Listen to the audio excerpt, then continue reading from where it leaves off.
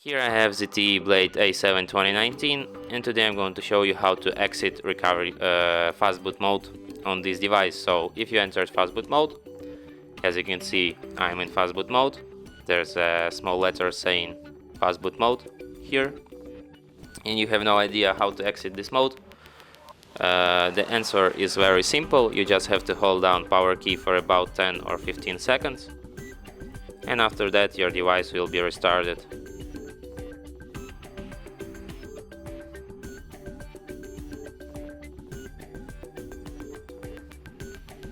And that's it. Thanks for watching. If you find this tutorial useful, don't forget to hit that like button and subscribe to our channel.